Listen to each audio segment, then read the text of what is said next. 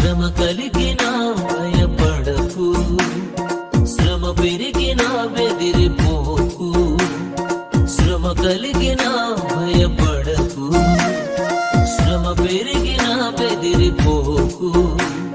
శ్రమలందు దేవుని ప్రేమించిన, శ్రమలందు దేవుని ప్రేమించిన సమకూడును మేలు కొరకు, అన్ని సమకూడును మేలు కొరకు. శ్రమ కలిగిన భయపడకు, శ్రమ పెరిగిన బెదిరిపోకు.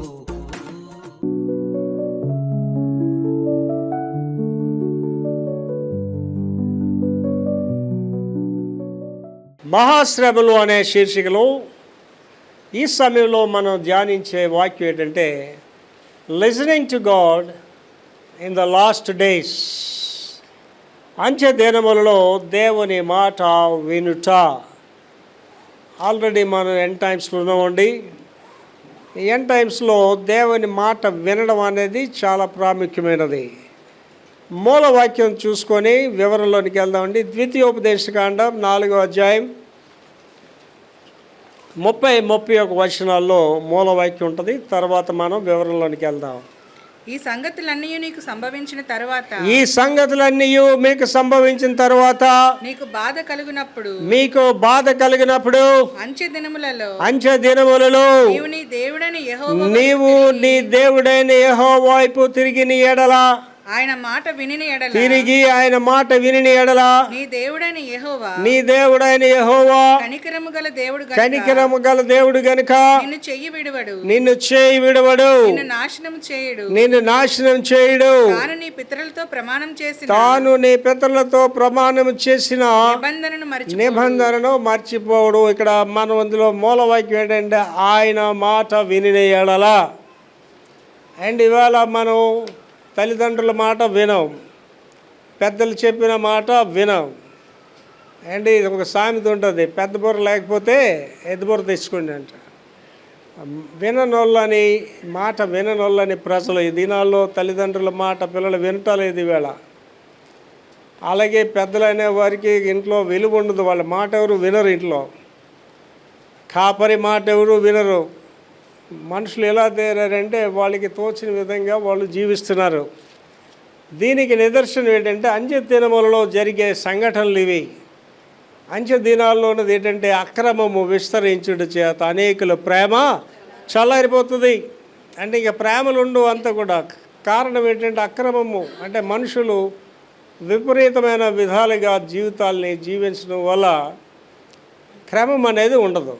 ఎప్పుడైతే అక్రమం వచ్చిందో దానికి రిజల్ట్ ఏంటంటే ప్రేమ చల్లారిపోతుంది.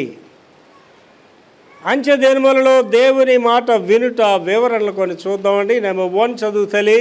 అంత్య దినాలు అంటే యేసు ఆరోహణానికి మరియు ఆయన రెండవ రాకడికి మధ్య కాలం అని సూచిస్తుంది.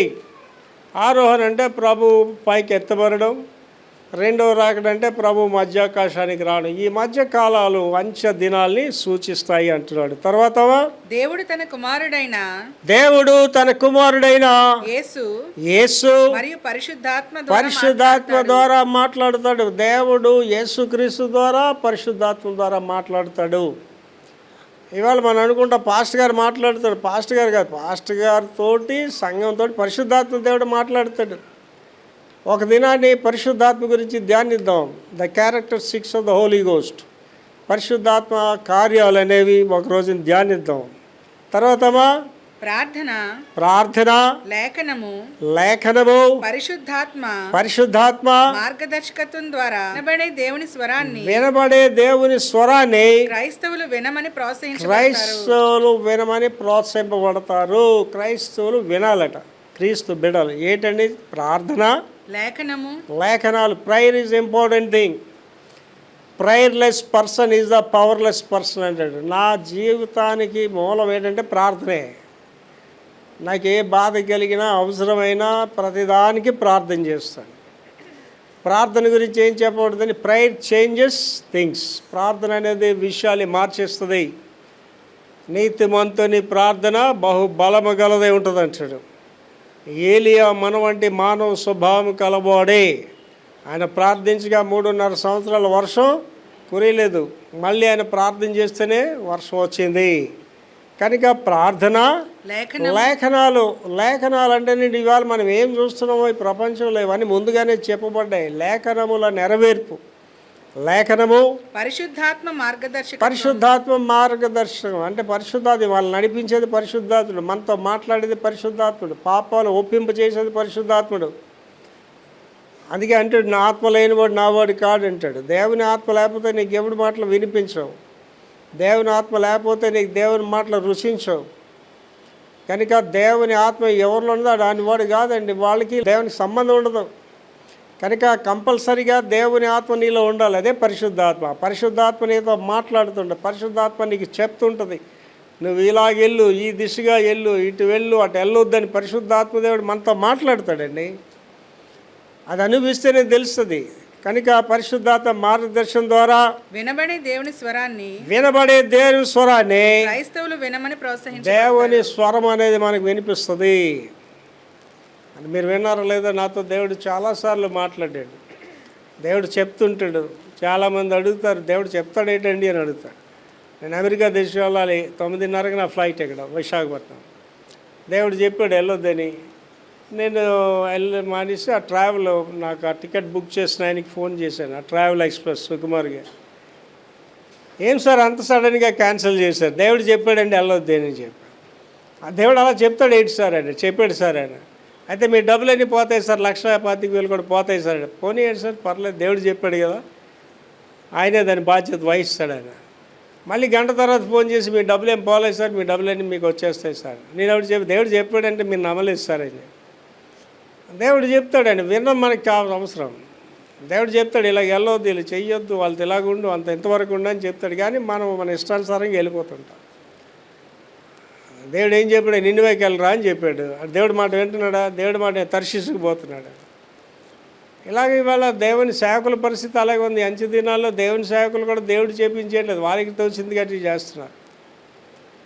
కనుక ఇవాళ పరిశుద్ధాత్మ దేవుడు అనేవాడు మనం నడిపిస్తాడు. ఆ మాట మనం వినాలి. తర్వాత గతంలో ప్రవక్తల ద్వారా మాట్లాడిన దేవుడు ఇప్పుడు తన కుమారుడైన యేసు ద్వారా మాట్లాడతాడు. ఏంటి, గతంలో ఎవరండి ప్రవక్తలతో మాట్లాడించాడు. నాతాను ప్రవక్తలు మాట్లాడి, యోషువ ప్రవక్తలు మాట్లాడించాడు, సమూయేలు ప్రవక్తలు మాట్లాడి, రాజులతో మళ్ళీ చిన్న వాళ్ళతో కాదు. యోషువ ప్రవక్తలు హిజ్కియాకి చెప్పాడు, రాజుకి వెళ్ళి చెప్పాడు. మరి నాతాను వెళ్ళి రాజుకి వెళ్ళి చెప్పాడు. ప్రవక్త అంటే ఏంటంటేనండి, the characteristics of the profit ఏంటంటే, వాడు మధ్యాహ్నం భోజనం చేస్తే రాత్రి ఎక్కడ భోజనం చేస్తారో తెలియదు. ప్రవక్త అనేవాడు దీర్ఘదర్శి. ప్రవక్త అంటే సరైన నివాసం కానీ సరైన అడ్రస్ లేనివాడు ప్రవక్త. కానీ వాళ్ళకి ఎంత విలువ అంటే, ప్రవక్త చెప్తే రాజులు భయపడేవారు. ప్రవక్త చెప్పింది జరిగేది.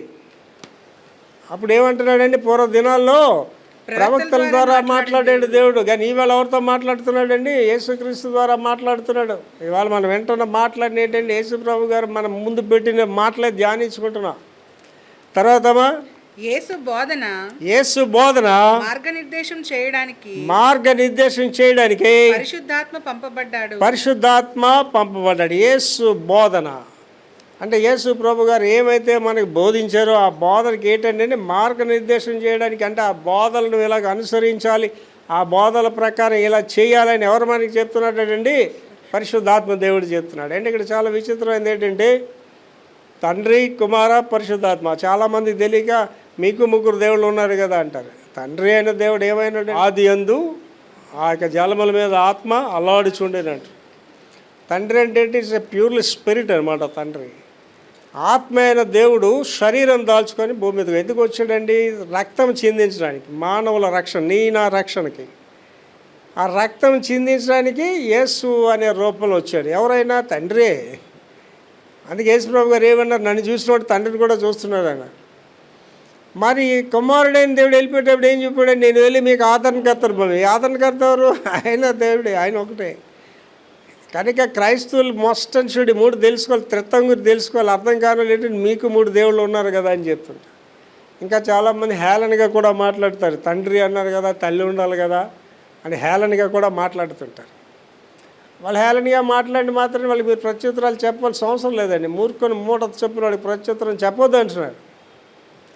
పందుల ముందు మీ ముత్యాలు జల్లొద్దని కూడా చెప్తున్నాడు. ఇవాళ సంఘానికి శ్రమ తెస్తుంది ఎవరంటే చాలని జ్ఞానం ఉన్న కాపర్లు, పిలుపు లేని కాపర్లు. వీళ్ళు వచ్చి ఏం చేస్తున్నారంటే ఇతరులు దేవుడిని విమర్శిస్తుంటే ఆ టీవీ వాడు స్క్రోలింగ్ చేసేస్తున్నాడు కిందని.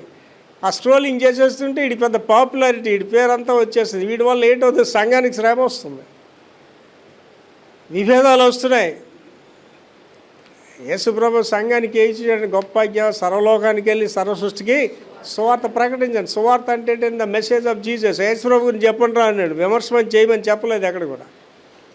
బైబిల్ గ్రంథం అంతా చూడండి, ఎవరిని విమర్శలు చేయలేదు. ఎవరిని కూడా విమర్శ చేసి ఎవడు అంగీకరిస్తాడండి? ఎవడు అంగీకరించడు. యేసుప్రభు నీకేం చేశాడో చెప్పు, యేసుప్రభు ప్రేమను గురించి చెప్పు, యేసుప్రభు త్యాగం గురించి చెప్పు. వాళ్ళు అర్థం చేసుకుంటారు. అది అర్థం చేసుకోకపోతే వాళ్ళ ఇష్టం. కానీ విమర్శలు అనేవి మాత్రం చేయడానికి వీలు లేదు. చదవమా. యేసు బోధన మార్గనిర్దేశం చేయడానికి పరిశుద్ధాత్మ పంపబడ్డాడు. పరిశుద్ధాత్మ కార్యం ఏంటంటేనండి యేసు బోధన మనకు తెలియచేయడమే. తర్వాత క్రైస్తవులు బైబిల్ అధ్యయనము పరిశుద్ధాత్మ మార్గదర్శకత్వం కోరడం. క్రైస్తవులు కోరవలసింది ఏంటండి? బైబిల్ యొక్క అధ్యయనం అంటే చదవాలి. ఎన్ని మాటలు ఉన్నాయండి. యెహోవా ధర్మశాస్త్ర దివరాత్రులు ధ్యానించేవాడు ధన్యుడు, అతడు నీటి కాలువలు ఎవరు నాటబడిన వాడి ఆకువాడిక తన కాలమంతా పలికేమున్నదండి. మనుషుడు రొట్టె వల్ల మాత్రం కాదు, దేవుడి నోటి నుండి వచ్చే మాట వల్ల జీవిస్తాడు. ఎక్కడండి మనం వింటున్నాం? ఎంతమంది బైబిల్ చదువుతున్నారు? ఎంతమంది ఇంట్లో బైబిల్ రోజు తిరిగి చదువుతున్నారండి? ఇవాళ నాకండి దేవుడు నేనే తప్ప నాకేం మనుషులతో కూడా పని ఉండదండి. అవిశ్వాసాలని నెలను అనవసరంగా నా టైం ఊడికి ఇవ్వనండి. ఏంటి ఉదయకాలం కదా రోజంతా ప్రార్థన చేస్తూనే ఉంటాను. ఏ టైంలో దేవుడి చేసి ఆ రోజు మోకాళ్ళు వేసి ప్రార్థన చేస్తూనే ఉంటాను. నేను దినాన్ని ఒక పాస్టర్ నాకు వెళ్తే అక్కడ చెప్పాను నేను, సార్ దేవుడికి మీరు అంత దగ్గరికి వస్తారో లోకానికి అంత దూరంగా ఉంటారు సార్, లోకానికి ఎంత దగ్గరగా ఉంటే దేవుడికి అంత దూరంగా ఉంటారని చెప్పాను. దేవుడికి దగ్గరగా ఉంటే ఏంటంటే నిత్య జీవానికి మీరు దగ్గరగా ఉన్నారు, లోకానికి దగ్గరగా ఉంటే అదేంటి మీరు ఇచ్చే నాశనానికి మీరు వెళ్ళిపోతున్నారు చెప్పాను ఆ పాస్టర్ గారికి. తర్వాత చదవమా. అంచె దినాల్లో అబద్ధ బోధకుల గురించి మరియు మోసపూరిత ఆత్మల గురించి కూడా బైబిల్ హెచ్చరిస్తుంది. అంచె దినాల్లో అబద్ధ బోధకులు అండ్ ఇవాళ బోధలు ఎలాగుండండి, విపరీతమైన బోధలు. ఇవాళ చర్చిస్కి వెళ్తున్నవాడికి సరైన బోధలు లేవు. ఇవాళ నేను పాస్టర్ గారు కూర్చొని అదే మాట్లాడుకుంటున్నాను. ఇవాళ చర్చిస్కి వెళ్తున్నాడు, ఎందుకు వెళ్తున్నా వాళ్ళకి తెలియట్లేదు, ఏం బోధ వింటున్నా కూడా వాళ్ళకి తెలియట్లేదు. ఇవాళ మీరు గుడికి వచ్చారండి, వాళ్ళు కూర్చున్నారండి.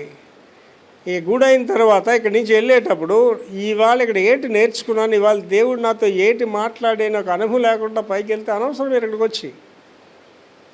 మళ్ళీ చదవమది. అంచె దినాల్లో అబద్ధ బోధకుల గురించి. అబద్ధ బోధకులు అనే వాళ్ళు ఇవాళ ఎక్కువైపోయారు. ఇవాళ బోధకులు ఎలాగున్నారండి, ఇవాళ వాడు ప్రాస్పరిటీ బోధ ఒకటి చేస్తాడు, వాడికి అనుకూలమైన బోధలు చేస్తారు. ఇవాళ బైబిల్ గురించి తెలిసిన వాళ్ళు కూడా చాలా తక్కువ మంది అండి. 4 రిఫరెన్సులు తీసుకుని ఒక రిఫరెన్స్ చదివేస్తాడు, ఆ వారంలో వాడు తిరిగిన తిరుగుల్లో కథలన్నీ 2 కథలు చేపిస్తే బోధ అయిపోయింది. మీరు టీవీలో ప్రసంగాలు వినండి, ఇవాళ ప్రసంగాలు వింటున్నాడు, ఎవడు వాక్యం చెప్పడం. ప్రతి ఒక్కడు అనుభవాలు చెప్తుంటాడు అంతే. వాక్యం ఎందుకు చెప్పడంటే వాళ్ళలో వాక్యం ఉండదు. అండి నీ మాట కలిగిన తోడన ఏమైందండి, వెలుగు కలిగింది అంటాడండి. దేవుని స్వరం అనేది ఏంటంటే మనుషులు హృదయాంతరంగంలోకి వెళ్ళిపోతుంది. ఇవాళ దేవుని మాటలు వినే పరిస్థితి లేదు. ఇవాళ మానవులు ఏంటంటే పెట్ట కథల వైపు, వారు అనుకూలమైన బోధకుల వైపు. వీళ్ళెవరండి, ఏ బోధకులండి వీళ్ళు? అబద్ధ బోధకులు. అంటే వాక్యాన్ని వక్రీకరించి బోధన చేసేవాళ్ళు అబద్ధ బోధకులు. మరియు మోసపూరిత ఆత్మల గురించి కూడా. మోసపూరిత ఆత్మల గురించి బైబిల్ హెచ్చరిస్తుంది. మోసపూరిత ఆత్మలు అండ్ వాళ్ళు ఆలోచన చేసుకోండి. పౌలు గారు దగ్గర చెప్తుంటాడు, మిమ్మల్ని ప్రేరేపిస్తున్న ఆయా ఆత్మలేవో పరిశీలన చేసి చూసుకోండి. అండ్ చాలామంది దేవుడు నాకు చెప్పాడు అంటే దేవుడు చెప్తే నీకు నష్టం ఎందుకు వచ్చింది, దేవుడు చెప్తే నీ కుటుంబం ఎందుకు బాధలు ఉంది, దేవుడు చెప్తే నువ్వెందుకు హాస్పిటల్ పాలైపోతున్నావు. ఎవరు చెప్పారండి? దేవుడు చెప్పలేదు వాళ్ళకి. ఎవరు చెప్పారండి? వెలుగుదూత చెప్పాడు. మోసపూరిత ఆత్మలు కనుక నిన్ను ప్రేరేపిస్తున్న ఆత్మ ఏదో తెలుసుకోవాలి నువ్వు. పరిశుద్ధాత్మ అనేది ఏంటంటే పరిశుద్ధమైన విషయాలు చెప్తే తప్ప ఇతరులతో వైరాలు పెట్టుకోవాలని ఇష్టం వచ్చినట్టుగా ఉండాలని చెప్పదు పరిశుద్ధాత్మ. పరిశుద్ధాత్మ ఏం చెప్తుందంటే భార్య భర్తకు విధేయురాలు అంటే భర్త భార్యని ప్రేమించాలి, తల్లిదండ్రులు పిల్లల్ని ప్రేమించాలి, పిల్లదండ్రులు పిల్లల తల్లిదండ్రులు గౌరవించాలి, సంఘం కాపరిని గౌరవించాలి, కాపరి సంఘాన్ని ప్రేమించాలి. ఒక సిస్టమ్ చెప్తుంది పరిశుద్ధాత్మ. కనుక ఈ పరిశుద్ధాత్మ బోధనలు వింటే మనం జీవిస్తామండి, లేకపోతే ఎవరి ఇష్టం అన్నట్టు జీవించవచ్చు. ఎక్కడ రెస్ట్రిక్షన్స్ లేవండి. దేవుడు మనిషిని సృజించినప్పుడు, ఆదామవులు సృజించినప్పుడు అనే గొప్ప ఔన్నత్యం ఏంటంటే వాళ్ళకి స్వేచ్ఛనిచ్చాడు, ఫ్రీ విల్ ఇచ్చాడు. వాళ్ళని ఒక మనుషుల్లా చేయొచ్చు దేవుడు. అండ్ ఇవాళ మనిషిని చేశాడు, రోబోస్ అంటారు కదా, మనిషి. వాడికి ప్రోగ్రామ్ ఈడే ఇస్తాడు, అది ఏం చేయాలో అదే చేస్తా, అంతకంటే ఏం చేయదు ఆ బొమ్మ. కానీ దేవుడు మనిషిని సృజించిన తర్వాత ఏం చేశాడండి, వాళ్ళకి ఫ్రీ విల్ ఇచ్చాడు. మీరు తింటే తినండి, అది తినని చూస్తారన్నాడు. డిసైడ్ ఎవరు చేసుకోవాలా? వాళ్ళే డిసైడ్ చేసుకోవాలి. ఇవాళ కూడా సంఘంలో ఉన్న వాళ్ళు కూడా మీరు ఇలాగ ఉండాలని ఏం లేదు, మీరు ఇష్టం వచ్చినట్టు మీరు జీవించవచ్చు. వాక్యం చెప్తుంది, యవనుడా నీ యవనమును బట్టి నీ ఇష్టం వచ్చినట్టు జీవించమన్నాడు. కానీ ఏమన్నాడండి, వీటన్నిటిని బట్టి నువ్వు రోజు తీర్పులోకి వస్తావు, ఆవాళ్ళు నిన్నోడు కాపాడలేడు. కనుక దేవుని మాట వినడం అనేది చాలా ప్రాముఖ్యం. తర్వాత చదువుతలే, విశ్వాసులు దేవుని స్వరాన్ని వినాలి మరియు తాము విన్నదాన్ని ఆచరించాలి. మళ్ళీ చదవండి. విశ్వాసులు దేవుని స్వరాన్ని వినాలి. విశ్వాసులు అనే వాళ్ళు దేవుని స్వరం ఉండాలి, సాతాను స్వరం కాదు. ఏమండి చూడండి, ఆది కాండంలోకి వెళ్తే అక్కడ చాలా చిత్రంగా దాన్ని చెప్పవచ్చు. అంతవరకు ఒక స్వరం వింటున్నారండి. దేవుడు వస్తున్నాడు, వాళ్ళతో మాట్లాడుతున్నాడు, వీళ్ళు ఆయనతో మాట్లాడుతున్నారు, గడుస్తున్నారు దినాలు. ఒకరోజు అవ్వమ్మ గారు భర్తకు దూరంగా వెళ్ళింది. అంటే ఎప్పుడు ఇక్కడ ఆడవాళ్ళు కూడా గమనించాలి, భర్తకి నువ్వు దూరంగా ఎప్పుడైతే వెళ్ళో నీకు శోధనలు స్టార్ట్ అవుతాయి. అవ్వమ్మ భర్తతో ఉన్నంతసేపు అడిగేం సమస్య లేదు. ఆదాముతో ఉంటే అసలు సర్పం రాదు, మాట్లాడదు కూడా.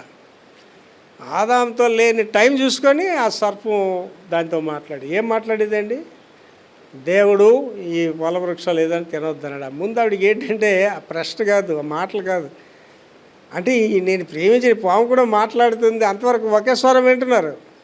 ఎవరి స్వరం వింటున్నారండి? దేవుడి స్వరం వింటున్నారు. That is the first time the listen another voice. ఇంకో స్వరం విన్నారు. ఇవాళ మనం ఏ స్వరం వింటున్నాం అండి? దేవుని స్వరం వింటున్నావా, సాతాను స్వరం వింటున్నావా? దేవుని మాటలు వింటున్నావా, లోకానుసార్లు మాటలు వింటున్నావా, తండ్రి మాట వింటున్నావా, తల్లి మాట వింటున్నారా, భర్త మాట వింటున్నావా, భార్య మాట, ఎవరి మాట వింటున్నావా? మనం ఇవాళ చాలా కేర్ఫుల్గా ఆలోచించి మళ్ళీ చదువు తల్లి. విశ్వాసులు దేవుని స్వరాన్ని వినాలి. విశ్వాసులు విధిగా దేవుని స్వరం వినాలండి. దేవుని స్వరం వింటే ఏంటంటే బతుకుతారండి. అంటే ఆ శతాధిపతి ఏమన్నాడు, అయ్యా మా ఇంట్లో రావడానికి నేను అర్హుని కాదు, ఒక మాట చెప్పాయా అన్నాడు. అంటే దేవుడు మాట ఇలా చెప్పగానే ఏంటి, సైంటిస్టులకి అర్థం కాలేదు ఇది.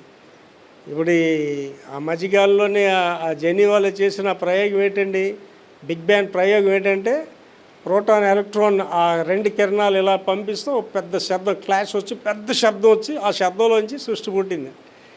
ఏ శబ్దంలో సృష్టి పుట్టిందండి? దేవుడు చెప్పాడు, ఆకాశంలో కలుగును గాక నక్షత్రాలు. ఆయన స్వరాన్ని దీనికి ఎక్కడ తీసుకెళ్ళారండి వీళ్ళు? ప్రోటాన్ ఎలక్ట్రాన్ దగ్గర తీసుకెళ్ళారు. దానివల్ల ఇప్పుడు ఏమైందండి, ఎర్త్ హోల్స్ ఏర్పడ్డాయి. భూమి చాలా భయంకరమైన పరిస్థితులు ఉంది. దానివల్ల ఆ బిగ్ బ్యాంగ్ ప్రయోగం వల్ల భూమి చాలా భయంకరమైన స్థితిలో ఎదుర్కొంటుంది. ఇవాళ క్రైస్తవ సైంటిస్టులు చెప్పారు, అని చేయకంటారా, విపరీత కార్యాలు జరుగుతాయని చెప్పి వాళ్ళ మాట వినలేదు. మళ్ళీ అదే మాట, విశ్వాసులు దేవుని స్వరాన్ని వినాలి. దేవుని స్వరం వినడం మస్ట్ అండి విశ్వాసులకి. మరియు తాము విన్నదాన్ని ఆచరించాలి. విన్నదాన్ని ఆచరించాలి. యేసుప్రభు గారు దాని వివరణగా మనకి ఎలా చెప్పారంటే, నా గొర్రెలు నా స్వరం వింటాయి గనుక అవి నన్ను వెంబడిస్తాయి. వింటున్నావా? ఫస్ట్ క్వశ్చన్, వింటున్నావా? మొదటి ప్రశ్న. రెండవ ఏంటండి, వెంబడిస్తున్నావా? అండ్ ఇవాళ నేను అంటానండి, భారతదేశంలో క్రైస్తవులు అందరూ దేవుడి మాట వినిసి, భారతదేశంలో క్రైస్తవులు అందరూ దేవుని అనుసరించిస్తేనండి భారతదేశం ఎప్పుడో క్రైస్తవ దేశం అయిపోద్ది.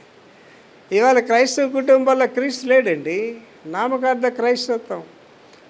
క్రైస్తవుడు ఒకడు ఆఫీస్లో పనిచేసిన వాళ్ళలో యేసుప్రభుని చూస్తున్నారా? వాటితో పనిచేసేవాళ్ళు ఒక క్రైస్తవురాలు అక్కడ ఉన్నదానికి ఆమె యేసుప్రభుని చూస్తున్నారా? లోకానుసారులకి మనకి తేడా ఏం లేదు. వాళ్ళు ఏం పని చేస్తున్నారు, మీరు అదే పని చేస్తున్నారు. వాళ్ళు ఎలాగ ఉంటున్నారో మీరు అలాగే జీవిస్తున్నారు. యేసుప్రభుని చూడలేదు అవతల వాళ్ళు నీలో. అదే చెప్తున్నాడు ఇక్కడ. దేవుని మాట వినడం ఏంటండి, మరి సంతృప్తికరమైన.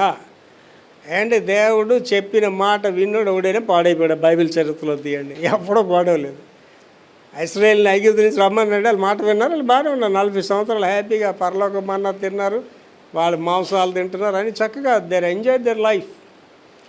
సేవకులు కూడా అంతేనండి. చాలామంది సేవ అంటే ఏంటనుకుంటారంటే 2 కార్లు, బంగ్లాలు, బిల్డింగ్ అయ్యి కాదు సేవ అంటే. దేవుడు పిలిచాడు ఆయన నిన్ను, ఆయన నీకు ఆరోగ్యం ఇస్తాడు, ఆయుష్ ఇస్తాడు, వాడుకుంటాడు. ఆయన ఎలా వాడుకుంటే అలా వాడబడాలి. అంటే తోమా గారు ఉన్నారు, తోమా గారికి మెగా చర్చ్ లేదు కదా, ఒంటరిగా వచ్చాడు ఇక్కడికి. మద్రాసు మలబార్ ప్రాంతంలో సేవ చేసాడు, ఒంటరిగానే బల్లింతో పొడిచి చచ్చిపోయాడు అంతే. అంటే దేవుడు ఆ చెప్పిన మాట వినాలి. అక్కడ ఏమంటున్నాడంటే చక్కని మాట వాడాడు. ఏంటంటే దేవుని మాట వినడం మరింత సంతృప్తికరమైనది. దేవుని మాట విని వాడు ఎప్పుడు చెడిపోడండి. అండ్ దేవుడు నీకు ఇంట్లోని చక్కగా గింజను తిని ఒక ఉల్లిపాయ నంచుకొని తినమంటే that is the best food for you. కానీ అక్రమంగా అన్యాయంగా ఎవడో పెట్టిన చికెన్ బిర్యానీ తినడం వల్ల నీకు అది శాపమే తప్ప దాని ఆశీర్వాదం కాదు అది. దేవుడు నీకు చిన్న ఇంట్లో ఉన్నాడండి. మేము కమ్మల ఇంట్లో ఇంటర్మీడియట్ వరకు ఉన్నామండి. కమ్మల ఇల్లు అంటే అద్దెలు కాదు, సొంత ఇల్లు అది. అది కూడా అద్దెలకి ఇచ్చేవాడు. మా నాన్నగారు చెప్తున్నాడు, రే మనకు సొంత ఇల్లు రాయిది అంటుండేవాడు అనమాట. అదే మాకు ఆశీర్వాదం. దేవుడు అందులో ఉండమంటే అందులోనే ఉన్నాం. ఇవాళ దేవుడు ఇంకొక గృహం ఇచ్చాడు మనకి. దేవుడు నీకు ఏది మంచిదో అదే ఇస్తాడండి. God gives the best for you. దేవుడు నీకు ఒక భార్యని ఇచ్చాడంటే బెస్ట్ భార్యని ఇస్తాడు. కానీ ఈ భార్య నాకు నచ్చలేదు అని అనుకుంటే కుదరదు. దేవుడు నీకు భర్తని ఇచ్చాడంటే బెస్ట్ హస్బెండ్ని ఇస్తాడు. దేవుడు ఇస్తే, మనుషులు కాదు. అంటే marriage or made in heaven, marriage or made in market అంటారు. నేను మాట్లాడుతుంది హెవెన్ మ్యారేజెస్ గురించి చెప్తున్నాను. దేవుడి చేత ఏర్పాటు చేయబడిన వివాహాలు ఆశీర్వాదకరంగా వాళ్ళు ఉంటారు, ఇతరులకు కూడా వాళ్ళు ఆశీర్వాదకరంగా ఉంటారు. ఈ మార్కెట్ మ్యారేజెస్ అనేవి ఏంటంటే కాంట్రాక్ట్ మ్యారేజెస్ లాగా ఉంటాయి అన్నమాట. వాళ్ళకి వాళ్ళు సంతోషంగా ఉంటారు, వాళ్ళ వల్ల ఎవరు సంతోషంగా ఉంటారు. కనుక ఏంటంటే ఫస్ట్ థింగ్ ఏం చెప్తున్నాండి, దేవుని మాట వినడం మరి సంతృప్తికరమైన మరియు ఉద్దేశపూర్వకమైన జీవితానికి. దేవుని మాట ఎప్పుడైతే విన్నామంటే ఎవడు చెడిపోడండి. అంటే నేను ఇవాళ ఎంత హ్యాపీగా జీవిస్తున్నానండి. కాబట్టి దేవుడి మాట వినడం బట్టి నేను హ్యాపీగా జీవిస్తున్నాను. నా దారి నేను వెళ్ళిపోతానంతే. నేను ఒక్కడనే వెళ్ళాలి దేవుని సన్నిధికి, నేను ఒక్కడనే దేవుడికి లెక్క చెప్పాలి. సో నా పరుగు నేను పరిగెడుతున్నాను అంతే. పౌలు గారు ఏమన్నాడంటే, నా విశ్వాసాన్ని కాపాడుకుంటుని ఏంటి నా పరుగును తుదముట్టించింది, నా కొరకు నీతి కిరీటం దాచిపడి ఉన్నది. అండ్ ఇక్కడ ఉన్న వాళ్ళందరూ మీ వెనకాల ఎవరు వచ్చేస్తారని అనుకోకండి. ఎవరో ఎలోన్ ఆల్ ద టైమ్స్. నువ్వు భార్యవా, నువ్వు ఒకదానివి ఎప్పుడు కూడా, భర్తవా నువ్వు ఒక్కడివే, ఎవడు రాడు నీతో. నేను నాతో పాస్ట్ మాట్లాడుతున్నాడు. నేను ఒక స్మారకోటికి వెళ్ళాను, భోజనాలు చేసి చెప్పాను. కుర్రాడు 32 years ఆ పాస్ట్. నేను మాట్లాడితే చెప్పి, పాస్ట్ గారు మీరు మనసులో పెట్టుకోండి సార్, మీరు పాస్టర్ అనేది నిజం కాదు సార్, మీరు దేవుడు అనేది నిజం సార్. రెండోళ్ళతో చెప్తే భర్త భార్యలు నిజం కాదు, భర్త దేవుడు అనేది నిజం, భార్య దేవుడు అనేది అది తెలుసుకోవాలి మనం. ఇలా ఆలోచించండి. మీ పూర్వీకుల దగ్గరికి వెళ్ళండి, మీ మామ మీ అమ్మ దగ్గరికి వెళ్ళి, నాన్న చచ్చిపోతే అమ్మ చచ్చిపోయిందా, అమ్మ చచ్చిపోయిందా, నాన్న చచ్చిపోయాడా, ఎవడో చచ్చిపోయాడు, ఎవరు బ్రతుకులు బ్రతుకుతున్నారు. అలాగే తీర్పు సింహాసనం ముందుకు వెళ్ళినప్పుడు కూడా నువ్వు ఒక్కదానివే, నేను ఒక్కడే నిలబడాను. నా గురించి పాస్టర్ గారు దేవుడు అడగడు, ఆవిడ గురించి నన్ను కూడా అడగడు. ఎవరు లెక్క వాళ్ళే అప్పు చెప్పుకోవాలి. కనుక వీ షుడ్ బీ కేర్ఫుల్. అది ఏమంటాడు రెండో భాగం, మరియు ఉద్దేశపూర్వకమైన జీవితానికి దారి తీస్తుంది. అంటే నీ యొక్క జీవితానికి ఒక విలువ ఉంటుందండి, దిశ ఉంటుందండి. అండి లోకానుసారులాగా నువ్వు కష్టపడి సంపాదించి తిని పడుకొని ఊర్ల మీద తిరిగితే నీకడికి తేడా ఉందండి. అండ్ ఇప్పుడు నాతో పనిచేసిన వాళ్ళందరూ చాలామంది చచ్చిపోయారు, చాలామంది సామాన్యమైన స్థితిలో ఉన్నారు, చాలామంది ఇంకా టికెట్ ఆచు సర్వీసులు ఇల్లు ఉన్నారు, సరైన ఇల్లు లేని వాళ్ళు కూడా ఉన్నారండి. మరి నేను ఎందుకు ప్రత్యేకింపబడి ఉన్నానండి? Why God blessed me. ఆయన పని చేస్తున్నాడు కాబట్టి నా పని ఏం చేస్తున్నాడు. అది ఏమంటారండి, ఉద్దేశపూర్వకమైన జీవితం, ఒక సిస్టమేటిక్ జీవితాన్ని నీకు ఇస్తాడండి. మీరు ఆలోచించండి, ఇక్కడ మన చర్చిలోనే ప్రభు నమ్ముకొని ప్రభుకి ఎంత చిన్న సేవ చేసిన వాళ్ళు, సండే స్కూల్ టీచర్ గాను లేకపోతే సువార్త చిన్న పని చేసిన వాళ్ళు ఎంత దీవించబడ్డారండి. ఇవాళ మీరు ఎంతగా ఆశీర్వదింపబడ్డారు. అండ్ పౌలు గారు అంత గొప్పడు అంటాడు, కొదువైన వాటిని నాలో నేను భరిస్తున్నాను అంటాడు. యేసుప్రభు గారి శ్రమలు మనం ఎవరో పొందలేము, పౌలు గారు పొందిన శ్రమలు కూడా మనం పొందలేము. ఆ కొదువైన వాటిని అంటే చిన్న దాంట్లో మీరు దేవుని సేవ చేయండి, చిన్న దాంట్లో దేవుని నమ్మకంగా ఉండండి, దేవుడి మీద బహుగా తీరుస్తాడు. బైబిల్ వివరంలోనికి వెళ్తున్నామండి. దేవుని వైపు తిరిగి ఆయన మాట విని ఎడల, అంటే దేవుడి వైపు తిరగడం ఫస్ట్ పాయింట్, రెండు ఆయన మాట వినడం సెకండ్ పాయింట్. ఇవాళ దేవుడు అంటే ఎంతమంది లక్ష్య చేస్తున్నారండి? దేవుని భయం ఎంతమందికి ఉందండి? అండి ఆ యొక్క న్యాయాధిపతి గురించి చెప్పినట్టు ఏం చేశాడు? మనుషుల లక్ష్య పెట్టగా దేవుని లక్ష్య పెట్టగా అంటాడు. అంటే చాలామందికి మనుషుల భయం ఉండదండి, దేవుడి భయం కూడా ఉండదు అండి. ఆలోచించండి. అలాంటి వాళ్ళు మీరు చూసారులే, నేను చాలామంది వాళ్ళు ఎవరిని లెక్క చేయరండి. వాళ్ళు ఏదనుకున్నా అది చేస్తారు, ఎక్కడికి వెళ్ళాలో అక్కడికి వెళ్తుంటారు. ఒక రోజు ఉంటుంది వాళ్ళకి, ఆ రోజున దేవుడు వాళ్ళకి వాళ్ళు చేసిన కార్యాలన్నిటిని బట్టి దేవుడు వాళ్ళ తీర్పులను తీసుకొస్తాడు. మీకు కానీ నేను కానీ ఎవడు ఎస్కేప్ అవ్వలేమండి. జీవ గ్రంథము వేరొక గ్రంథము విప్పబడుతుంది. ఎవరి క్రియలు చొప్పున వాడికి ప్రతిఫలం అనేది అక్కడ వస్తుంది. వాళ్ళు మీరు గమనించి చూడండి, భయంకరమైన రోగాలతో, దీర్ఘకాలిక రోగాలతో బాధపడుతున్న వాళ్ళందరూ ఊరండి ఇష్టానుసారంగా జీవితం జీవించిన వాళ్ళే. అర్థార్థంగా చేస్తున్న వాళ్ళు ఎవరండి? ఇష్టానుసారంగా జీవితం జీవించిన వాళ్ళే. మన మనుషులు కదా, బాధ అనిపిస్తుంది మనకి. అయ్యో మా నాన్న చచ్చిపోయాడు, మా అమ్మ చచ్చిపోయాడు. కానీ వాడు జీవించిన జీవితం ఏంటి? వాడు చేసిన పనులు ఏమిటి? వాడి శిక్ష వాడు తప్పగా అనుభవిస్తాడు. నేను అందుకే చెప్తాను, ఎవరికైనా సరే, దేవుడు నిన్ను దర్శించకముందే, దేవుడు నిన్ను కొట్టకముందే మారితే కొంతకాలం బ్రతుకుతావు. ఎవరికైనా సరే దైవ భయం ఉండాలండి. భక్తి కాదు, ఎవడికి భక్తి అవసరం లేదండి. ఇవాళ మనుషులకి ఏమైపోయింది? భక్తి టన్నులు ఉంది, భక్తి భయం ఎవ్వడికి లేదు. అండ్ పోలీసు వాడు అంటే భక్తి ఉంటే రూల్స్ పాటిస్తాం మనం. పోలీసు వాడు అంటే ఏంటి ఉండాలండి? భయం ఉండాలి. భయం ఉంటేనే కట్టుబడి జీవిస్తాం. ద్వితీయోపదేశకాండం 4వ అధ్యాయం 30-31. ద్వితీయోపదేశకాండం 4:30-31. ఈ సంగతులన్నీ నీకు సంభవించిన తర్వాత, ఈ సంగతులన్నీ మీకు సంభవించిన తర్వాత నీకు బాధ కలుగునప్పుడు అంచె దినములలో, ఏంటి ఇక్కడ ఈ సంగతులన్నీ జరిగిన తర్వాత మీకు బాధ కలిగినప్పుడు. ఏంటి ప్రభు దగ్గరికి ఎప్పుడు వస్తారండి మనుషులు? బాధ కలిగినప్పుడే వస్తారు. మనిషి పరిగెడుతుంటాడండి. ఎప్పుడండి వాడికి బుద్ధి వస్తుంది? కాలో చెయ్య విరగాల, అర్ధాంతంగా ఏదో వాడి మీదకి ఒక విపరీతమైన రోగం రావాలి.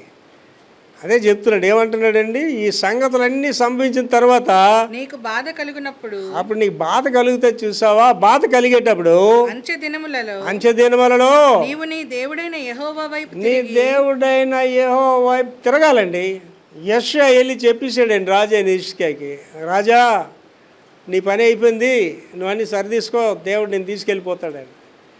అప్పుడు హిజ్కియా గారు, very good, praise the lord, నేను ఆలోచన చేస్తాను ఎప్పుడు వెళ్ళిపోతాను దేవుడి దగ్గరికి అని అన్నాడా. ఏం చేశాడు హిజ్కియా? వెంటనే గోడ వైపు తిరిగి కన్నీరు కార్చి ప్రార్థన చేశాడు. ఏంటి? జాగ్రత్తగా వినండి ఈ మాటలు. హిజ్కియా చేసిన ప్రార్థన నువ్వు నేను చేయగలమా? నేను చేస్తానండి. I do that prayer. నేను దేవుడిని అడుగుతాను. ఈ మధ్యకాలంలో ఒక సమస్య గురించి ప్రార్థన చేస్తున్నాను.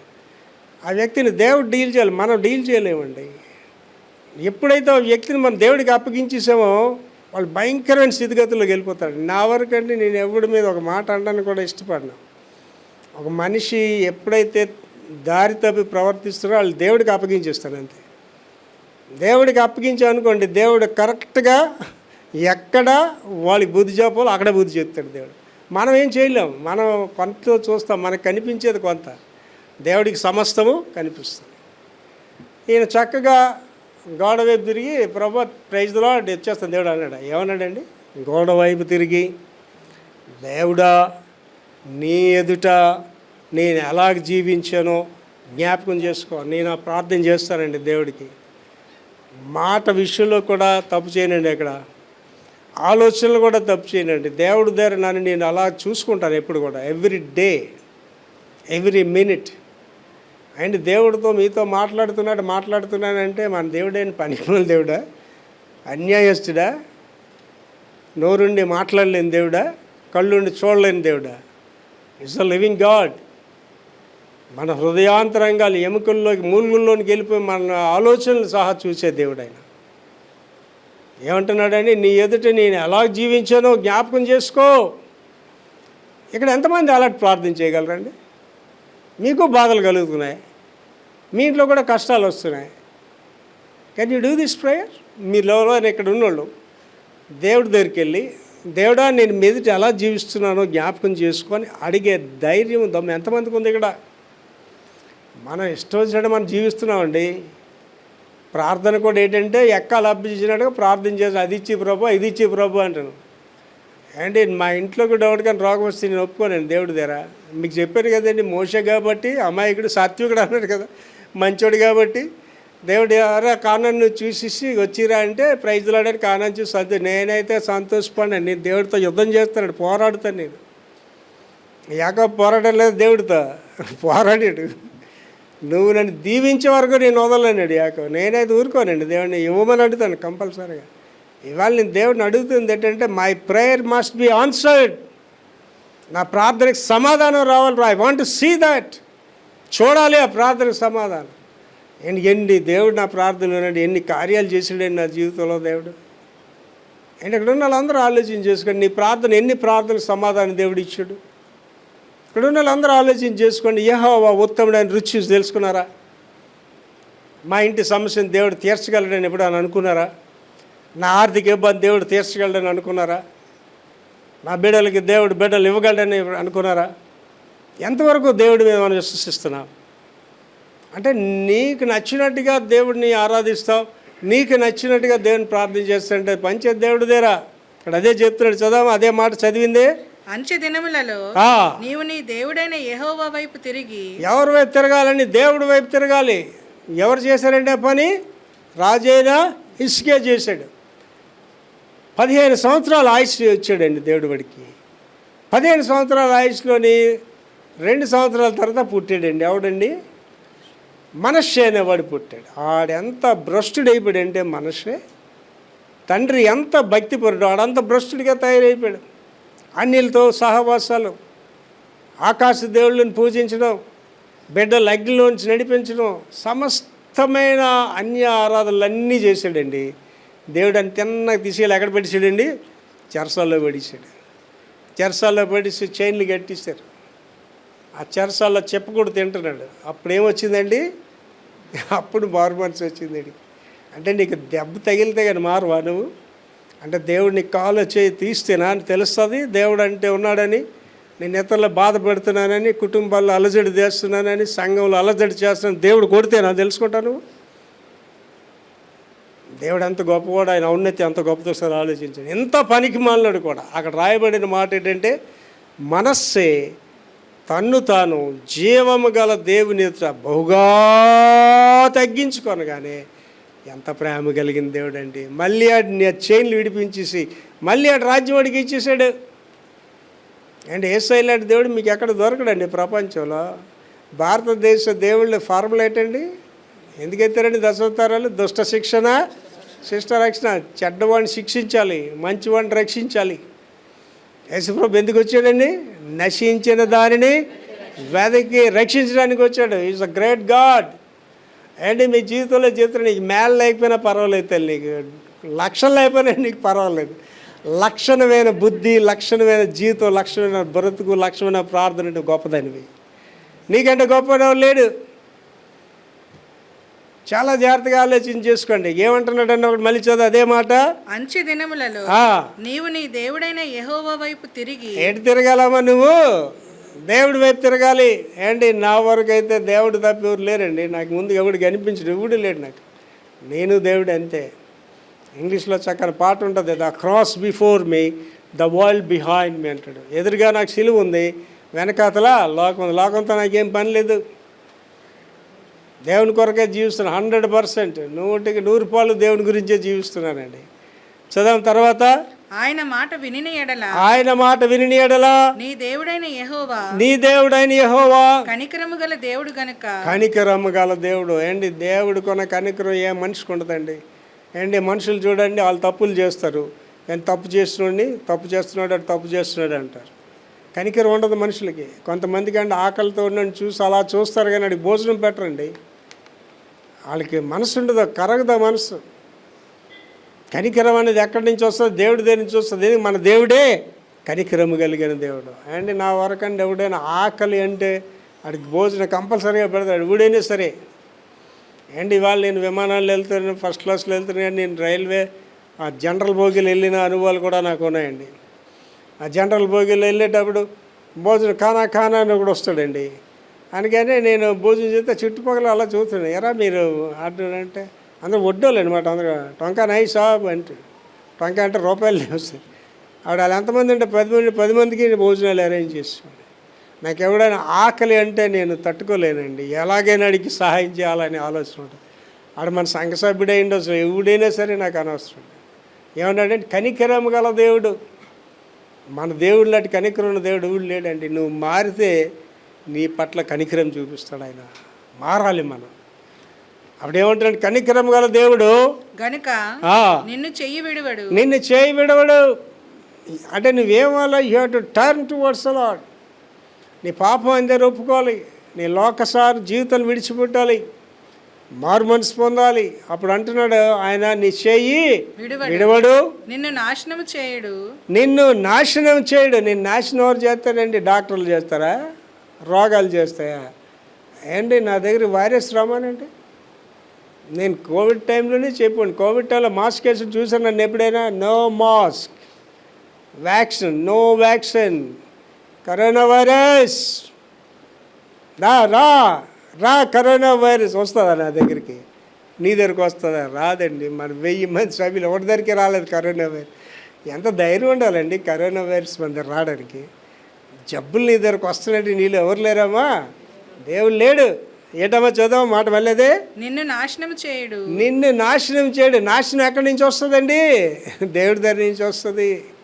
అండ్ ఇవాళ దేశాలు నాశనం అయిపోతాయండి. దేవునికి వ్యతిరేకంగా, క్రైస్తత్వానికి వ్యతిరేకంగా వెళ్ళిన రాజ్యాలు లేవండి. ఇవాళ బబిలోన్ రాజ్యం లేదు, రోమా సామ్రాజ్యం లేదు, మెసపడోనియా రాజ్యం, ఆ పేర్లు కూడా లేవు. ఇవాళ చరిత్రలో చదువుకోవాలి, పలానా రాజ్యాలు ఇలా ఉండేవని, వాళ్ళ పేర్లే లేవు ఇవాళ. అండ్ ఇవాళ భారతదేశంలో కూడా క్రైస్తవ సంఘాలు ఎదురే పనిచేయలు కనిపిస్తారు అనుకుంటారా మీరు? ఎవరు కనిపించరు, అడ్రస్లు అనిపోతారు వీళ్ళందరూ కూడా. దేవుడు దినము, దేవుడు ఆ గడి ఇస్తాడండి ప్రతి మనిషికి. అండ్ దేవుడు ఏంటంటాడట? మారు మారు అంటుంటాడట. నయ్యి మారనేసే మారేగా.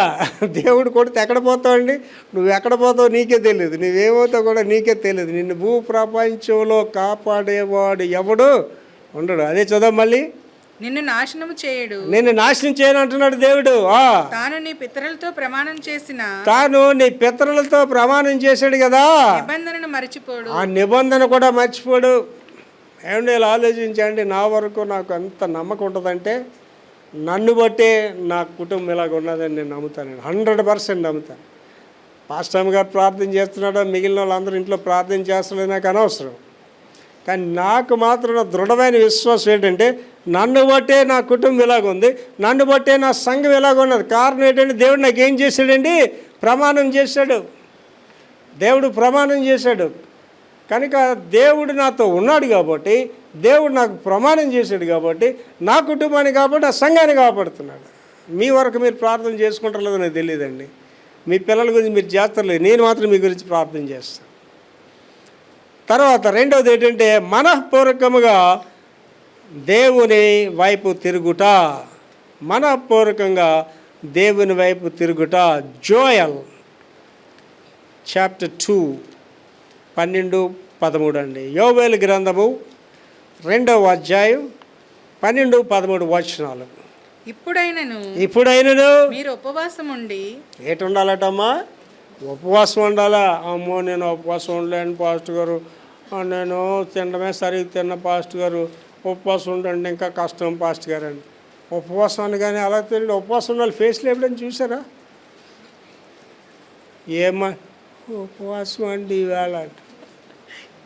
ఎస్కోట సువార్త క్యాంప్కి వెళ్ళాం.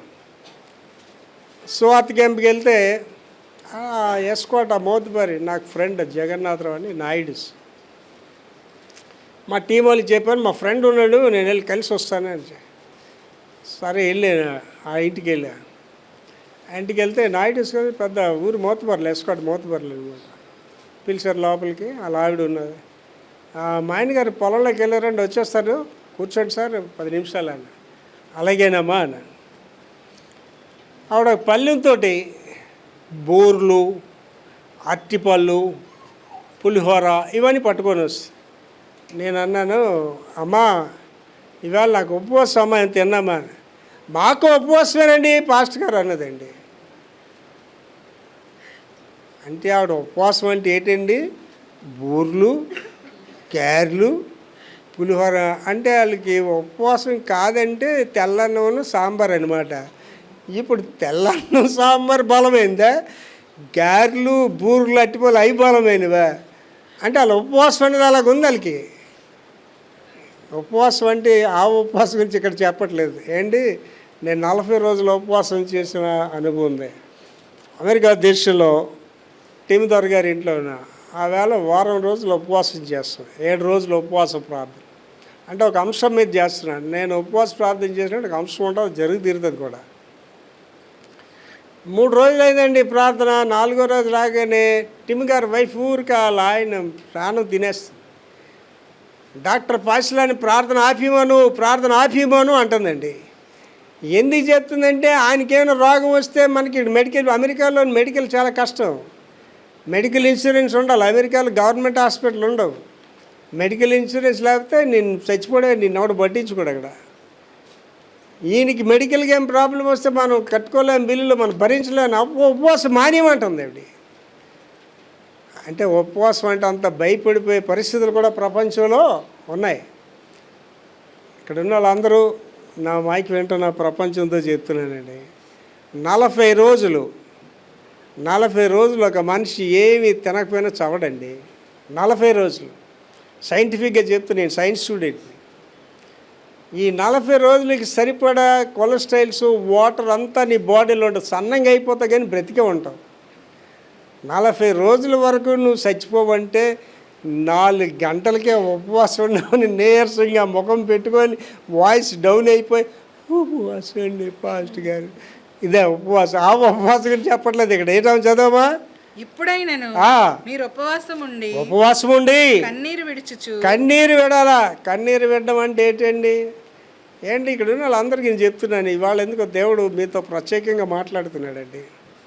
నేను ఇవ్వాలండి ఏడ్చి ప్రార్థన చేస్తానండి. ఏడ్చే మనిషితో మనం మాట్లాడలేము, మనం చెప్పిన మాటలు వాళ్ళు వినరు. ఏడ్చి ప్రార్థన చేస్తానండి, కన్నీరు కారుస్తానమాట. ప్రభువా ఏంటి వీళ్ళు ఇలాగా, స్పీక్ టు దెమ్, వాళ్ళతో మాట్లాడండి ప్రభు అని ఏడ్చి ప్రార్థన చేస్తాను. కన్నీటి ప్రార్థన ఇక్కడ ఉన్నోళ్ళు అండి ఎంతమంది చేశారు ఒకసారి? ఊరికండి పాస్టర్ నేను ప్రార్థనే చేయలేండి, కన్నీటి ప్రార్థన ఏంటంటారా? ఆలోచించండి, ఇక్కడ ఎంతమంది కన్నీటి ప్రార్థన చేశారండి. ఎప్పుడు వస్తుందమ్మా కన్నీటి ప్రార్థన? మీ ఆయన చచ్చిపోతున్నాడని చెప్తే, లేకపోతే అమ్మ చచ్చిపోద్దని చెప్తే, నాన్న చచ్చిపో, అప్పుడు కన్నీటి ప్రార్థన వస్తుంది. పట్టినకి ఎందుకు వస్తుంది కన్నీటి ప్రార్థన? నేను రోజు కన్నీటి ప్రార్థన చేస్తానండి, రోజు. యెషయా గారు ఏం చెప్తున్నారంటే, ఒకనాటి ప్రసవ వేదన జనాంగాలు రక్షించదు. ఒకవేళ నువ్వు ఒకరోజు కన్నీరు కార్చి నీ భర్త గారి గురించి, మీ మామయ్య గారి గురించి, మీ బిడ్డల గురించి, నీ కుటుంబం గురించి ప్రార్థన చేస్తే ఆ ప్రార్థన పనిచేయదు. ఒకరోజు ప్రార్థన అంటే ఒకనాటి కన్నీటి ప్రార్థనే పని చేయకపోతే ఒకనాటి ప్రసవ వేదన పని ఎప్పుడు చేసావు నువ్వు జీవితంలో? దేవుడు ఎందుకో ప్రత్యేకంగా మాట్లాడుతున్నాడు. కన్నీటి ప్రార్థన చేయండి. Pray for your children, pray for your family, pray for your church. కన్నీటి ప్రార్థన చేయండి. కన్నీటి ప్రార్థన అంటే గ్లెజర్ని కంట్లో వేసుకొని ఏడుస్తూ ప్రార్థన చేయకండి. హృదయంలోంచి రావాలి కన్నీరు. నేను ఏడ్చేటప్పుడు అండి చిన్న పిల్లలకి ఏడ్చి ప్రార్థన చేస్తాను. చిన్న పిల్లలకి కారణం ఏంటంటే అటువంటి వ్యక్తులు అవతల ఉన్న వాళ్ళు ఎవరండి? నెబుకద్నెజరు పశువులు లాంటి మనుషులు ఉంటారు, మానవ రూపంలోనే ఉంటారు. చాలామంది చూడండి మనిషి క్లాస్గానే కనిపిస్తాడు, వాళ్ళు అంతా మాస్ ఉంటాడు. వాడు చేసే పనులు మానవులు చేయరు, అలాంటి మానవ మృగాల్లాగా ఉంటారు, పైకి చూడడానికి అందంగా కనిపిస్తారు. వాళ్ళ గురించి ఏంటంటే నీ కన్నీటి ప్రార్థన తప్ప నీ మాటల మీద పనిచేయు. మీరు వాళ్ళందరూ ప్రయత్నించి చూడండి. నీతిమంతుని ప్రార్థన బహుబలము గలదే ఉంటుంది. ఏలియా మనవంటి మానవ స్వభావం కలిగిన వాడు ఆయన ప్రార్థన చేస్తే 3.5 సంవత్సరాలు వర్షం పడలేదంతే. కనుక నీ ప్రార్థనలు ఏటు ఉండాలమ్మా? కన్నీరు ఉండాలి. కన్నీరుతో దుఃఖించుచు మనఃపూర్వకంగా తిరిగి నా యొద్దకు రండి. కన్నీరుతో దుఃఖించుచు మనఃపూర్వకంగా తిరిగి రండి. అంటే యాక్షన్స్తో కాదు, వేషధారణతో కాదు, మనస్ఫూర్తిగా దేవుని దగ్గర తిరిగి రండి. ఇదే యెహోవా వాక్కు, ఇదే యెహోవా వాక్కు, మీ దేవుడైన యెహోవా, మీ దేవుడైన యెహోవా కరుణ వాత్సల్యములు గలవాడును, కరుణ వాత్సల్యములు కలవాడు, కరుణ కలిగిన వాడు, శాంతమూర్తియు, శాంతమూర్తి, అత్యంత కృపగలవాడనయుండి, కృప కాదు అత్యంతమైన కనికరమ కృప కలిగిన వాడు, తాను చేయనుద్దేశించిన కీడును చేయక, తాను నీకు చేయాలనుకున్న కీడు చేయకుండా పశ్చాత్తాపడును గనుక పశ్చాత్తాపడతాడు. రెండోసారి ఆలోచించండి, రెండు కూడా ఆర్తోటే స్టార్ట్ అవుతాయి. Judas realised, Peter repented. యోధ తప్పు చేశాడు, కానీ యోధ ఏమనుకున్నాడు, నేను మనిషి కుమారుని అప్పగించేసాను అనుకున్నాడు అంతే. పేతురు చేసింది ఇంకా పెద్దనారు, ఆయనకంటే పేతురు చేసింది పెద్దనారు. 3 సార్లు ఎవరు నాకు తెలియదని చెప్పాడు యేసు ప్రభుని. కానీ ఆయన ఏం చేశాడండి, యేసు వైపు తిరిగి కన్నీరు కార్చుచు పశ్చాత్తాపంతో ప్రార్థన చేశాడు. అండి యేసు ప్రభు ప్రేమను గురించి తల్లి నన్ను చెప్పమంటే బోల్డ్ చెప్పగలను. నేను ఎయిడ్స్ ప్రార్థన చేస్తాను, నేను కన్నీటి ప్రార్థన చేస్తాను. నా ప్రార్థనలో ఒక అంశం ఉంటుంది ఏంటంటే, ప్రభువా నీ ఆత్మను నా యొద్ద నుంచి తీసివేయద్దు, నీ సన్నిధిలోంచి నన్ను త్రోసివేయద్దు. Do not throw me away from your presence and do not remove thy spirit from me. రెండు చేస్తాను. చేసి ఏమంటాను తెలిసింది వెంటనే, ప్రభా మీరు ఎప్పుడూ పని చేయలేదు ప్రభా, మీరు ఎప్పుడూ నన్ను తోసలేదు ప్రభా, మీరు ఎప్పుడు మీ ఆత్మ నానేసి తీసిలేదు ప్రభా, ఇక మీద కూడా తీరు ప్రభు అంటాను. ఎంత ప్రేమ కలిగిన దేవుడు అండి. ఏంటి ఎంత పాపినైనా క్షమించే దేవుడు అండి. అసహ్యులు అండి మన జీవిత కథలండి. నువ్వు చేస్తున్న జీవితం ఒక స్క్రీన్ మీదగా నేస్తే నీ అంత అసహ్యుడు, నీ అంత అసహ్యరాలు ఎవరు ఉండరండి. నీచ కార్యాలు నువ్వు చేస్తున్నవన్నీ కూడా. దేవుడు ఏమంటున్నాడండి, అవన్నిటినీ నేను పడమటకి తూర్పు ఎంత దూరమో అంతగా దూరంగా వేసేస్తానంటున్నాడు. కెంపు వలె ఎర్రనమైన మీ పాపములు హిమము వలె తెల్లగా చేసేది. ఎంత కనికరం కలిగిన దేవుడు అండి. అందుకే పౌలు గారండి ఇవన్నీ మనసులో పెట్టుకుని మాట వాడాడండి. ఎంత గొప్ప రక్షణ నిర్లక్ష్యం చేసి ఎలాగ తప్పించుకుంటావు? You cannot escape from the judgements of the God. దేవుని యొక్క తీర్పుల నుంచి ఎవడు తప్పించుకోలేడండి. మీ పిల్లలకి చెప్పండి, మీ భర్తకి చెప్పండి, మీ భార్యకి చెప్పండి, అమ్మా దేవుని చేతిలో పడద్దు, నా భర్త దేవుని చేతిలో పడద్దు, భయంకరంగా ఉంటాయి నీ దినాలు చెప్పండి. బ్రతకగోరు వాడెవడైనా ఉన్నాడా? వాడు ఏం చేయాలండి? దేవుని మాటలు వినాలి. తర్వాతమా మీ వస్త్రములను కాక మీ హృదయములను చింపుకొని. ఏం చింపుకోమంటారండి? వస్త్రాలు కాకుండా మీ హృదయాలు చింపుకొని ఆయన తట్టు తిరుగుడి. ఆయన తట్టు తిరగండి. హృదయాలు చింపుకొని, వస్త్రాలు చింపుకోడు కాదు, నటించడం కాదు, హృదయాలు. ఎందుకంటే హృదయంలోనే ఉంది కథ అంతా. హృదయం అన్నిటికంటే మోసకరమైనది, ఘోరమైన వ్యాధి గలది. ఎక్కడి నుంచి వస్తాయి? పాపము, పాపపేచ్ఛలు, పాపపు మార్గాలు, పాప ప్లాంట్స్, ఇవన్నీ ఎక్కడి నుంచి వస్తాయి? ఆ హృదయం మారాలి. మా చిన్న రోజుల్లోనండి ప్రసాద్ హృదయం నా పుస్తకం ఉండే, చిన్న పుస్తకం. ఆ హృదయంలో ఇస్సాతాను, దాని శక్తులు, అవన్నీ బొమ్మలు ఉండేవన్నమాట. అలా బొమ్మలు లాస్ట్కి వెళ్ళగానే ఆ హృదయంలోనికి ఎప్పుడైతే యేసుప్రభు వచ్చారో ఇవన్నీ కూడా పారిపోతాయి. ఏంటి ఆలోచించేయండి. నేను మీలాంటి మనిషినే, మీరు నాలాంటి మనుషులే. అండ్ నిన్న పాస్టర్స్తో నేను మాట్లాడేట్టు చెప్పాను. నేను ప్రార్థన మోకరించగానే నా గదంతా వెలుగు వచ్చేసరికి ఆశ్చర్యంగా చూస్తున్నారు పాస్టర్. ప్రార్థన నేను మోకరించగానే దేవుని దూతలు నా చుట్టూ వస్తే వాళ్ళు ఆశ్చర్యంగా ఉంటున్నారు. నేను ప్రార్థన మోకరించగానే ఆకాశం తెరబడుతుంది, దేవుని రాజ్యం చూస్తున్న ప్రజలతో, పరిశుద్ధులతో మాట్లాడతానంటే ఆశ్చర్యంగా చూస్తుంటారు. ఇది ఒక విక్టర్ ప్రభాకర్ సాధ్యమా? ఏంటి నేను ఎలా ప్రార్థన చేస్తానంటే, ఏలియా అప్పుడు చెప్పాడు, ప్రభువా నాకు ఇవాళ నాకు జరగాలి అలాగా. అవాళ ఏలియా ప్రార్థన చేస్తే 3.5 సంవత్సరం వర్షం చెప్పడం కాదు, నాకు పాస్ట్ వద్దు, గతం వద్దు, నాకు ఇవాళ జరగాలి అలాగా. నేను వాళ్ళతో చెప్పాను, నేను ఆడ మాట్లాడేటప్పుడు, కెర్మేలు పర్వతం మీద ఏలియా అలాగా ప్రార్థన చేస్తే ఆకాశం నుండి అగ్ని వచ్చినట్టు రావాలి ఇవాళ. అలాంటి సేవకులు కావాలి ఇవాళ. మాట్లాడే సేవకులు ఎవరికి కావాలండి? క్రియలు లేని విశ్వాసం మృతం. నీ దేవుని శక్తిని అతను చూపించేవాడుగానే ఉండాలి, చూపించేదానిగా ఉండాలి. అది మన దేవుని శక్తి. ఏమంటున్నాడండి, మీ హృదయాలు చింపుకొని దేవుని దగ్గర రావాలి. అంటే హృదయంలో ఏం రావాలండి, యేసు ప్రభు రావాలి. హృదయం అంతా ఏముందండి, ఈ లోక మలినమంతా హృదయంలో ఉంది. దట్ షుడ్ కమ్ అవుట్, అది పైకి రావాలి, యేసయ్య హృదయంలోనికి వెళ్ళాలి. అది కూడా నేను ప్రార్థన చేస్తాను. ప్రభు చెప్పాడు కదా, మీరు నా దేవాలయాలు, నేను మీలో జీవిస్తాను. నేను అడుగుతాను రోజు, ప్రభు come and stay in my heart. And దేవుడు నీ హృదయంలో ఉన్నాడు అనుకోండి, ఎంత బలవంతురాలు తెలుసా. ఫస్ట్ థింగ్ జబ్బులు రావు నీకు, జబ్బులు నీ దగ్గరికి రావు. దేవుడు నీలో ఉంటే, నీ హృదయంలో దేవుడు ఉంటే దెయ్యాలు నీ దగ్గరికి రావు. దేవుడు నీ హృదయంలో ఉంటే నువ్వు ఇతరులకు ఆశీర్వాదకరంగా ఉంటావు, నీకు నువ్వు ఆశీర్వాదకరంగా ఉంటావు. ఏంటి తక్కువ అండి దేవుడు మనతో ఉంటే ఏంటి. అందుకే దావీదు గారు, నీవు నాతో ఉండగా ఈ లోకంలో ఏది అక్కర్లేదంటే అర్థం ఆయన ఉంటే అన్నీ ఉన్నాయి నీకు. కనుక ఏంటంటే హృదయాలు చింపుకోండి. తర్వాత అండి, భయభక్తులతో దేవుని అనుగ్రహం నొందుట. భయభక్తులతో దేవుని అనుగ్రహం నొందుట అంటే దేవుని కృప కనికరము ఎలా పొందాలట అండి, భయము భక్తితో పొందాలట. హోషియా 3:5 అండి. హోషియా 3:5. తరువాత ఇశ్రాయేలీయులు తిరిగి వచ్చి తమ దేవుడైన యెహోవా యొద్దను తమ రాజైన దావీదు యొద్దను విచారణ చేస్తారు. ఈ దినముల అంతమందు వారు భయభక్తులు కలిగి యెహోవా అనుగ్రహం నొందుటకై ఆయన యొద్దకు వస్తారు. ఏంటి ఎంత చక్కని మాట చదువు, మళ్ళీ చదువుతాలి. తరువాత ఇశ్రాయేలీయులు తిరిగి వచ్చి తమ దేవుడైన యెహోవా యొద్దను దగ్గర తమ రాజైన దావీదు గారి దగ్గర విచారణ చేస్తారు.